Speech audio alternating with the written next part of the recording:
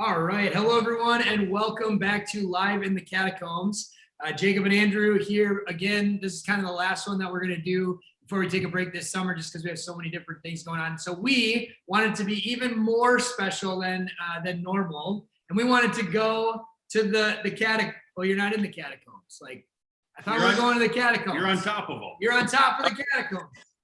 So we have a special guest, Joe Wappes, seminarian for our diocese, over studying at it's the NAC, right?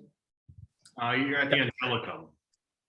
The North American College, and then the school is the Angelicum. Yeah. Awesome. So Joe, thanks for joining us. The first question that we're all dying to know about is, what is your favorite kind of gelato? Yes. So today I had mango and raspberry, and it was like the best. So that today, at least, those are my favorite flavors. You already had gelato today? That's right. It's 8 p.m. Oh, that's right. Yeah, there's a big difference. I didn't have gelato yet today. It's only 1 o'clock here. You still got time. Still time. I had to celebrate my last exam today, so finished it. So I had a gelato. There you go. What was the class you finished out? Eschatology. So the last things. Perfect. Yeah. We were kind of talking about some of that stuff this year. Eschatology. Yeah. Heaven, hell, purgatory, judgment, right? Those are the four last Good things. stuff. Death, judgment, heaven, and hell. Yeah. So other questions we have. So you're standing on the catacombs, right? Because St. Peter's is built over the top of them. And so what has been cool about St. Peter's Square? Have you gone to any of the big celebrations or any of the gatherings that they've had? Maybe they haven't had any. Yeah, there haven't been too many because of COVID, but we've been able to. One really cool thing is the Angelus, which the Holy Father leads on Sundays. So one of our very first weeks here in Rome, my class at the North American College, there's like about 30 of us from all over the United States. We actually had the privilege of being able to meet the Holy Father before the Angelus. So we went around back in the Vatican and we got to shake his hand and introduce ourselves, say where we're from. And so that was pretty amazing for the first couple of weeks of being here. Yeah, that's awesome. Very cool. Yeah, he told us to pray, study, and play sports. So I've been trying to do that this year. Nice. In that order, right? Yeah, right. I feel like the gelato was not on that list. Well, that's part of studying. Yeah, that's part of the study. Okay. All right. Did you happen to ask him his favorite flavor of gelato? I didn't. Oh. But it'd probably be like coconut or something white, probably. So if you wear your collar around St. Peter's, you just get to go anywhere you want? Not quite. But the Swiss guards will salute you, actually. Which no is way. Cool. Nice. Yeah. So was that strange the first time it happened, or you were like, yeah? Yeah, I'm like, who are they? They started moving and you were like, oh no, I'm being arrested. But then right, like run away. They got those like big pike things, Yeah. So you were a collar around Rome. How many times have you been asked to hear a confession? Actually none. Wow. Surprisingly. But I was with a priest one time when the guy stopped and he asked him because I guess he looked more like a priest than I did. A little older. But I just met a guy in the street who just said, "Are you a priest?" And I said, "No, I'm a seminarian." At this point, he just was like, "Yes, way to go!" So that's awesome. Cool. It's fun. There's a little pizzeria up the hill from the Coliseum. That way back when I was there with my youth group, the owner gave free pizza to the priests we were with. So if you want free pizza, maybe go up there and just kind of. Oh, how about that? Yeah, check it out. It's right kind of in the square of St. Peter's and James. Oh, nice. Yeah. So what has been the coolest part of being in Rome that you feel like you've gone and been able to do, or favorite church you went to mass at, or just tell us a little bit more about your experience over there so far? I know you've been studying a ton, but I'm sure you've been able to tool around a little bit. Yeah. I have to say, being here just at St. Peter's has been really powerful. We're about, from my room to walk down into St. Peter's takes like 20 minutes. So nice. We're really close. But I have to say, like, the Scavi tour, which is where you can go underneath and see you go through those. It was an old cemetery that Peter was buried in, which was like the catacombs, but it has they discovered in the 20th century, they discovered underneath St. Peter as well, there's all these graves and all this, like, what's going on down there. They didn't know for sure what was down there. So you get to actually tour. They've dug it out, and they've verified, kind of through a long process in the mid 20th century, like they verified that these are the bones of a fisherman, kind of sturdy guy, right where the tradition had it that Peter's bones would be. So just being down there, and to remember that this man walked with Christ and that he was totally on fire with the message of Jesus for the world and came here, spread it to the point of death. Like, I mean, that's the whole reason why we are here studying in Rome, is because of him and his witness and the church that he was obviously the first pope of. So to me, that's one of the biggest things and the most powerful things. And then just come down here and pray. And I've also just been able to develop a cool connection with St. Philip Neri. He was a saint in the 16th century here in Rome and did a lot of work when there's corruption and all sorts of kind of richness and worldliness getting in the way of the faith. He, by his witness and his joy and his love of Jesus, like, brought a lot of people back. They call him the second apostle of Rome, or the apostle of Rome. So I get to stop at his body and pray there, and it's cool, especially on his feast day, May 26th. There was all sorts of people, Roman people, gathering who still have a great devotion to him. So yeah, it's really powerful to be with these, in the places where these great witnesses walked, you know. Very cool. Used a word that the youth group sometimes say about me, sturdy. And so I didn't know I had that in common with St. Peter, but apparently, you know, and I like to fish, not like an avid fisherman, don't do it for a living, but so I have more in common with St. Peter than I thought. Now you gotta start walking in the water. I mean, ice fishing. Ice There fishing. you go. Yeah. So, yeah, no, I love St. Have you made it up into the dome? Do they let you go up in the dome? Actually, I haven't been up there yet. Yeah, that was one of my favorite things when we were Yeah. there. We went up with the kids because you have to like walk and you're like on the dome. Well, the ceiling slopes. Yeah, because like you have to go like through this tunnel kind of thing. You're on the dome, and you like walk through, and there's only like this much room that you have to like sneak through to get to the next. I don't know if you felt this being sturdy. I felt this being kind of sturdy but tall. Yeah. There's not much room. Like, I was glad I was short. I'm just gonna say that Yeah. I was glad I was short because we had some taller students, and they had a much harder I time had a kink in navigating. my neck when I was done. Yeah. But then you can walk around on, like, you can go up into the dome and way on top, but then you can actually walk around on the roof of St. Peter's. And I don't know if you found this, there's a gift shop up there and like a little restaurant. It's crazy. Can you get espresso up there? Yeah. Oh yeah. I don't think you can have gelato though. That was one of the signs. We tried to bring it. I think there is gelato in that cafe up there though. It's probably true. Yeah. You can't bring your own. Yeah. So then have you done other like sightseeing things or other, you talked about St. Philip Neri, but I know a lot of people who go there, they go to the 4 major basilicas. Have you guys been able to go to all of those and pray? Have you had mass in them? Yeah. Those have been beautiful. I've been able to go to each of the other ones. So St. Peter's, St. Mary Major, St. John Lateran, and St. Paul's outside the walls. Been to mass at each of those this year, and I have to say I really like St. Paul's. It's obviously he's the patron of our archdiocese, so it's good to ask him for prayers.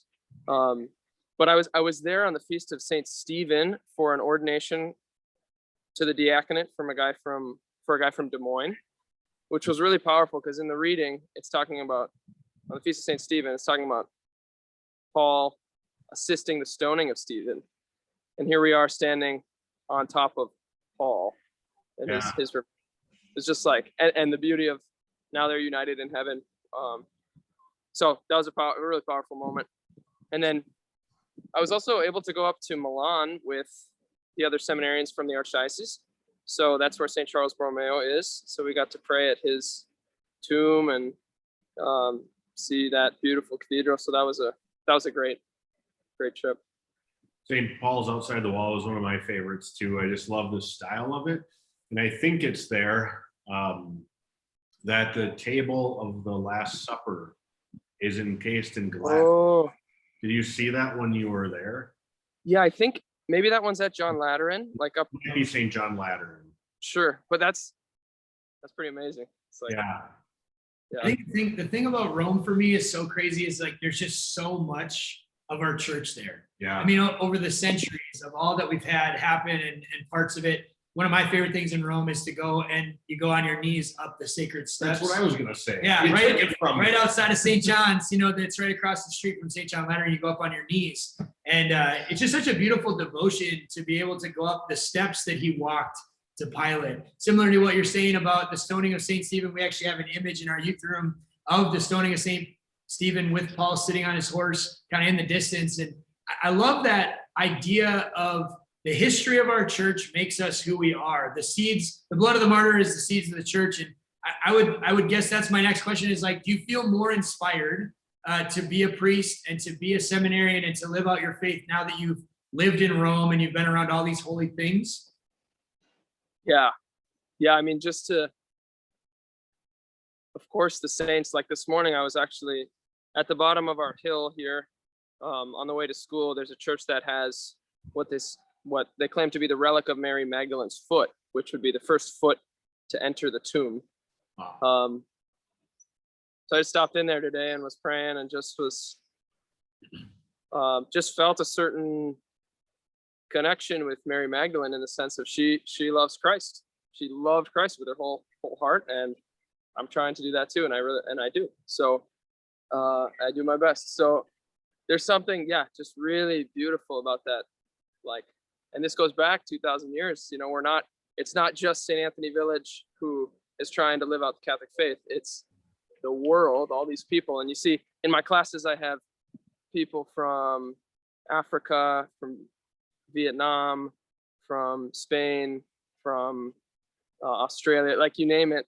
There are people coming here to study and like learn in the heart of the church. So it's really inspiring to remember that God is doing something in the whole world and has been since the beginning of time, but especially after Jesus. And so to think that he's asking me to help carry on that mission is really humbling, but inspiring for sure. One of the things I love about that, Joe, is the four marks of the church: one, Holy Catholic and Apostolic, and even the word Catholica, meaning universal. And one of the things I teach a lot in my RCIA courses is really what the nature of universal is. Because even as Catholics, I think sometimes we think, well, yeah, we're all over the globe. But we know actually the church is not bound by time. And then when we talk about it being universal, we're connected to every single baptized person who ever was and who ever will be, which leads into a great reason why we have sacramental confession, but that's a whole nother thing.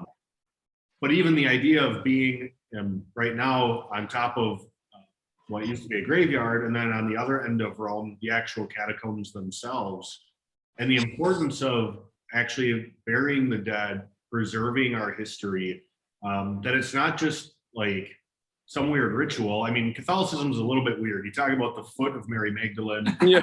Just up the road from you at the Jesu, there's the finger of St. Ignatius, or his forearm, I think it is. Forearm, maybe, yeah. And it's like, Who's the golden tongue? Because it's John Chrysostom. Yeah, so I got to see that when I was in Milan. It was like traveling. It was like this tongue, like in a glass case, and you could see his tongue, and I was like, that's weird. That's just weird. And before this, I was telling you, I saw the body of Padre Pio. It's incorrupt, and like we just do some weird things, right, to the world. But when you understand the nature of what it means to be in the family of God, just this idea of universal takes on such a greater, more powerful reality. And you're right in the heart of it right now. Like, what does that say to you? What does that speak to you to just kind of, you started talking about that a little bit, but just be so immersed in it. I mean, I'm kind of being heartsick just looking at Rome right now. I've been there 3 times and back. Yeah. Similarly, that's kind of what I'm feeling too, is like when you're walking in the footsteps of saints, really, when you're in Rome, when you're in Europe, you're walking the path that other people, my wife and I went on a trip through France, and we got to be in the church that St. Joan of Arc was like locked in, like, and it's like St. Joan of Arc probably like walked in these doors. Yeah. And that's the part of our faith, I think, that is so profoundly immeasurable. And I think it's what you were speaking to, where you felt that connection to Mary Magdalene. Like, I love Jesus. It's Christocentricity, right? Like, the love that Christ has given to me through my sacramental union with him, through baptism and all that, ultimately makes me able to be conscientious and navigate and realize that there is Christ's presence in others. And it's almost like that's the connection we're experiencing, is that the love that they had for Christ is the same love that I have for Christ. And so it is Christ that is uniting and unifying us. And that was my experience when I was over there. Anywhere we went, I felt like I was in the footsteps of the saints, and it really called me on to want to be one even more. Yeah. Yeah, I love that. I've come to a greater understanding of our understanding of the communion of saints. It's not just, oh, these are some great people who went before who I can learn from. That's part of it. But the bigger part is that we're caught up in the same love. And so that's what heaven is going to be. We're all caught up together in the same love of God. So it's really a beautiful aspect of our church. But it's interesting because you can have these beautiful moments of the saints here in Rome, but I've actually found that, it's still daily life. Yeah. It's still, there's honking horns and there's, cigarettes in the streets and everything. So, and most people walking around, even here, on a daily basis here, I'll forget the supernatural, or I'll forget some of these beautiful things. And so it's just been a reminder to me to, like, even in a amazing place like Rome, it still takes the daily conversion and like consciously calling to mind of who made me, where am I going, what am I about, So it's a really interesting kind of tension.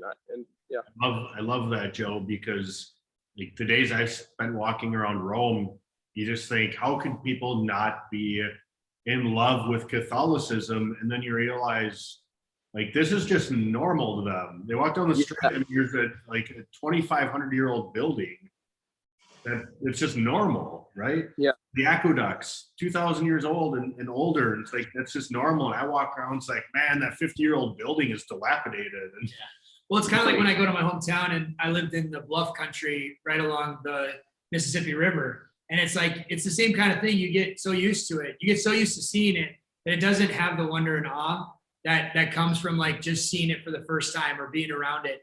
And I think it's going to your point. I just wanted to make that connection because, I mean, the river made that whole thing, and that is older than probably Rome even, but it is. And we get so used to what we always do. And I think that's a good reminder for all of us that even when we walk into the beautiful Church of St. Charles, to look around, because God probably is going to use something different or something new to reinvigorate what he's already doing in your faith. Sorry, Kaya. yeah, I was going to say, it just is an underscore to always be intentional, as you were saying, because like our faith isn't made up of all this beautiful stuff. Yeah. Not destroyed. Like our faith remains, right? Even if St. Peter's tomb is destroyed and everything, our faith is still there. But these are great tools that unfortunately we too often ignore. The tools of church buildings, of holy water we talked about last week. Yeah. And we just kind of ignore what's normal to Catholics. And it really puts us at a disadvantage. Yeah. So to be intentional is so important. Right, because we do need physical reminders of God and his love. So it's almost like we're a body and a soul. And so we need like That's the like a physical body-soul combo. I feel like we should write a book. And we need about the this, physical or the material and the immaterial or the spiritual. I'm seeing a title like Theology of the Body or something. That's crazy. Yeah, it sounds a little mental. Yeah, never mind. yeah, you should You should write it, yeah. But that's super cool too, because you're in the square where all of those audiences were given years How ago, about 30, 40 years ago. Yeah. I love that square. I remember the first time I ever walked into St. Peter's Square, and it felt like I was home. That feeling you get when you walk like into your house, like that you grew up in, and you're like, oh my gosh, I'm home. Yeah. That the smells, and it was totally like that. I remember walking across the line where it turned into the fancy St. Peter's Square, and I was just like, whoa, I just felt that sense of like, I'm supposed to be here. Like I'm welcome. Yeah. I'm home. I know this place. It's familiar. I've always felt See, that way. it's funny you say that because when I first walked into St. Peter's Square, I looked around and I go, man, this is a circle, not a square. I think we're different, maybe. No, but even one of my favorite things about St. Peter's Square is the intentionality of Michelangelo in his designing of it. And if there's two spots where if you look, there's the 3 rows of columns on either side of the mother's arms, and you can only see one column, like all the way around. It's so symmetrical. And you think, man, how did he do this 500 years ago? It's Yeah. Because he wanted to mess with people's minds. Yeah. Call it a square, make it round. That's what he was doing. No, True. the jerk. Yeah. Well, you're still calling it St. Peter's Square. He's like, the other one of my other favorite things that, and I'm sure you've been in there, but the Adoration Chapel in St. Peter's is literally one of the most gorgeous places I've ever been this side of heaven, I think. Like it, I love the angels holding up the monstrance, and I love the religious sisters that rotate through. Every time I've been in there, there's like a little old nun kneeling there praying, and I love thinking about this is the heart and source of our universal church. And at the center of it, at the heart of it, it's still the Eucharist. It's still Jesus' body, blood, soul, and divinity. And that's absolutely what's necessary for all of us as Catholics to be able to become the saints we're called to be. And I know it's there, and I'll let you speak, Joe, but I noticed at that chapel, there's a wait line to get in. Even before COVID, like you had to wait to your turn to go into adoration. I'm thinking, man, if we were actually doing what we're called to do as Catholics and evangelize, every adoration chapel would have the same problem. Yeah, it's really beautiful. And that the Eucharist is actually more central than any of the beauty that these churches have, right? Or whatever else you find in Rome. The most beautiful thing, or the most central thing, is Jesus himself in the Eucharist. So Even the normal day-to-day things there, I thought the chapel was beautiful, but I remember being in there, and one of the things that struck me was a discalced brother came in, so shoeless. And I'm just thinking, like, man, shoeless is one thing, but shoeless in Rome, like that guy's feet were just black, caked with dirt. And I was so inspired of the simplicity, and it's like all the things I'm attached to or I want in this world, whatever. And he's walking around Rome with no shoes on. And I don't know, it was just really powerful to me. well, I think the other question that's just coming to mind right now is like, what is at this first year juncture, right? Because you're there for, is it 3 years that you're over there? probably a total of 5. 5, but 3 before you come home, or so. I forget what it is now. I'll come home probably next summer. So after 2 years. 2 years. So after this first year is kind of in the books, if you will, like what would you say the Lord has done through this experience? You know, and I know that's a lot, that's a loaded question. There's a lot to say there, but just what is maybe the heart of it? Like what has the Lord done through this year of you being in these places, kind of all that we've talked about, maybe just to give us a sense of what God is doing through your time there? Yeah, great question. Happy to give a stab at it. I think one of the big things has honestly been just like a certain purification, or like stripping of being away from home, and being away from things I'm familiar with, a lot of friendships, family. And so basically the Lord kind of inviting, come closer. Like, am I enough for you? Am I alone enough? And as I kind of have been considering that, praying through that, like I've been encouraged by the saints as we've been talking, like, okay, these people actually really went all in. You know, Philip Neri, he just went all in. Peter, absolutely all in. And he was able to leave behind, father, mother, sister, brother, lands for Christ's sake and for the sake of the gospel. And so through that, it's been hard, but it's been a great purification and growth in love. And to be surrounded by like brothers who are in the same boat. So there's 30, as I said, 30 of us new guys or first year guys who came over from the United States this year. So we're all in the same boat together. So growth and brotherhood there, but that's been like the big thing, which I'm really grateful for. It's really hard, but it's a beautiful thing. What a great question, I think, to end on, like Christ asking, am I enough? Yeah. And I think that's good for all of us to really think about, all of us to really wrestle with that reality is like, what isn't enough and what do we hold on to and not let Christ be enough. And so I appreciate you asking that. That's really I'm gonna pray about that too. And we encourage all people watching this video to really ask that of yourself. Like, is Christ enough? Like, is he at the end of the day enough for you? And if there's something else taking priority, let's get rid of that, because that's not going to get us where we hope to be. That's not going to get us to the heights of heaven. And it's not going to get us to become the saint that we're called to be, to follow in the legacy of so many of those saints that you're speaking about, that you're living every day with, walking in the footsteps with. I know that we're proud of you, Joe, and we're grateful you're over there representing St. Charles, but you are Archdiocese. It's an honor to have time with you today. And thanks for making time out of your evening to show us St. Peter's and to talk with us. And if there's anything else, I don't know if there's anything else you guys want to throw in here before we end. Yeah, I would just, encourage anybody who's watching or listening to pray for Joe, pray for all of our seminarians.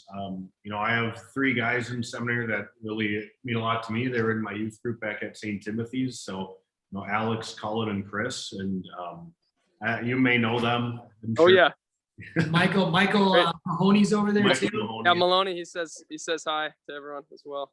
Awesome. Yeah, so just pray for our seminarians, and they need it, and we need them. We need more and more holy priests in our lives as lay people, as families. We need that spiritual fatherhood around us, and so just pray for Joe and everybody over there and still here studying. We just thank you for your time, and thank you for your yes to the Lord. It's an awesome witness to the beauty of the faith, Joe. So thank you. Thanks for having me. This is a great privilege to be with you guys, and my greetings to all of you at the parish. Miss you all. So can we do this again at the end of summer? You can give us a lowdown on the classes you're going to take, and sure, yeah. Maybe you and Michael will figure out a time for you and Michael, and then we can kind of give a shout out to you guys from the parish level and stuff. So great. Awesome. Yeah, thanks so much. Thank you, Joe. All right. See ya. God bless.